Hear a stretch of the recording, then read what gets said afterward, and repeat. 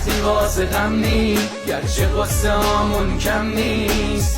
همه خسته این قبولم، ما فرصتی واسه ماتم نیست. روشن میشه فردا خورشید سرزمین ما، سرم باز و سینه سپر بلند میگم جاوید شاه. وقتی واسه غم نیست، گرچه قصه هامون کم نیست.